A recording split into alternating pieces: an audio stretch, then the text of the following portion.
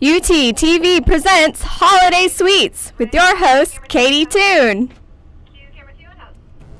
Hello and welcome to the show. Today I'm going to show you guys how to make a delicious and addicting, super easy treat. Today we're going to be making chocolate peanut butter no-bake cookies, and they also have oatmeal in them. So if you like chocolate peanut butter and oatmeal, these are delicious. They're very simple and they're a family tradition for me. So to get started, let's go over some ingredients we're going to need. We're going to need some cocoa. We're going to need a stick of butter. We're going to need 2 cups of sugar. This is actually milk. I just already measured it out. You can use 2%. You can use non-fat. You can use whole, but obviously it's going to be better with more fat in it. This right here is oats, preferably the quick and easy 1-minute oats. Those are going to work much better.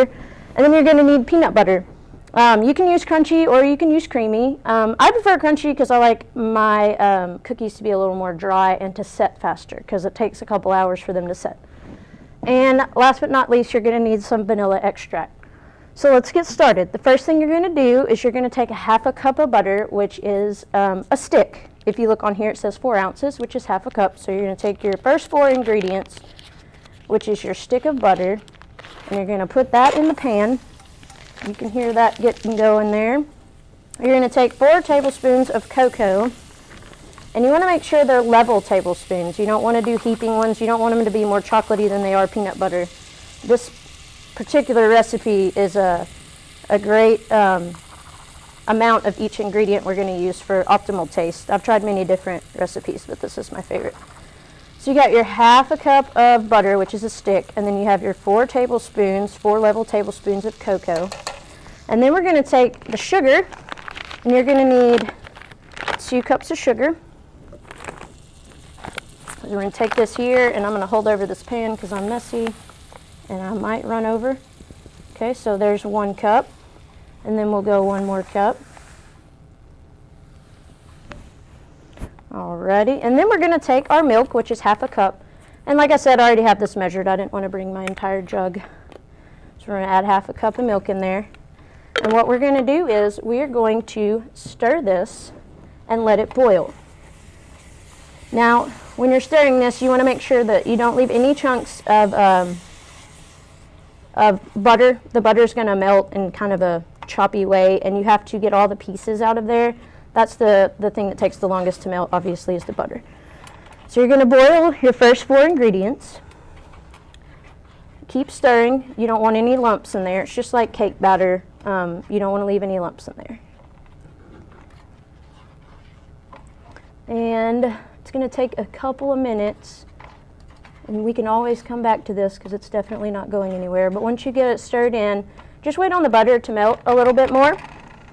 So while that's happening, the next ingredient that we're going to talk about after that mixture gets done boiling is we're going to talk about oats. Now, you can use regular oatmeal, but they prefer you to use the quick oatmeal. Usually I use Quaker, but I was on a budget, so I got this. It works the same way. And what you're going to do is you're going to need 3.5 cups of this, and it sounds like a lot. And some people that may not be partial to oatmeal are probably going to want to cut down on this ingredient or decrease the amount. Don't do that. It'll completely ruin your whole cookie. This is what absorbs the moisture of this mix and allows your cookies to expand and dry. So let's go back over here. Our butter's starting to melt. It can boil for up to a minute. Boiling, I don't consider it boiling until I see bubbles in my mix. So it's not quite boiling yet. So we're going to leave that there a little bit longer. We're going to go ahead and measure out some ingredients to make sure when we come back from commercial we're ready to roll. And so you got your oatmeal ready, and then after the oatmeal is going to come half a cup of peanut butter. Like I said, I use crunchy peanut butter. Anyways, when we come back from the break, I'll tell you what to do after your mixture boils. Thank you.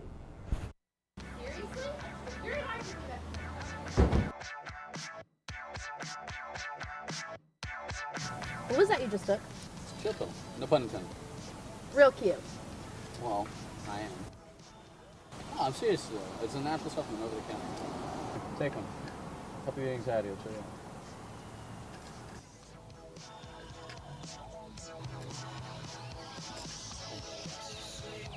Relax. Take a chill pill. Hello and welcome back to the show. So before the break, I told you the first 4 ingredients we're going to need to boil, and now it is all mixed together.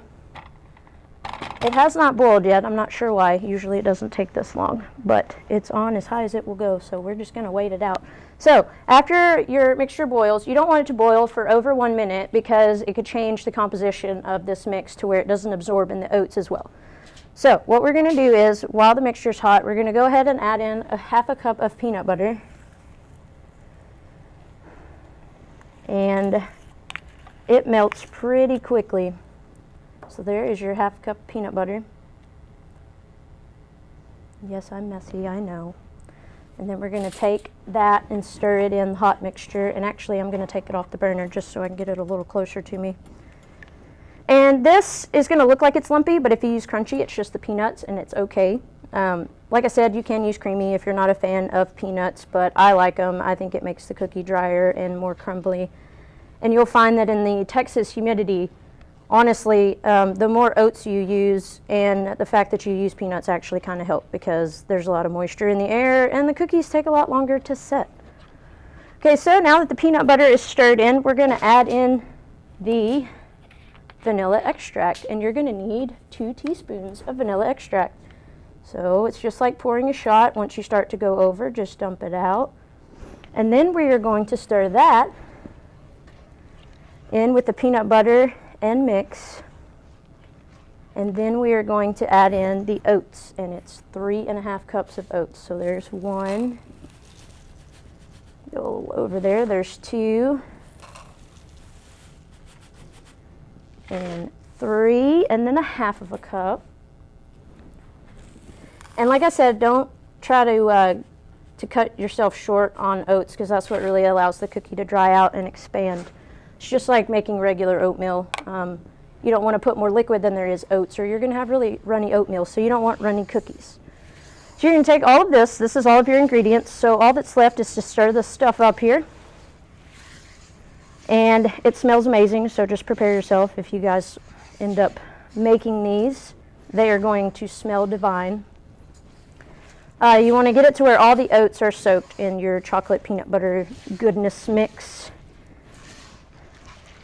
Oh yeah. And it looks funny. I'm not going to be, I'm not going to lie to you. It looks kind of weird and you're thinking, oh my gosh, that's so much oatmeal, but it's really not. It actually works out perfectly. So from this point on, you want to kill the heat on your burner and you are ready to set these.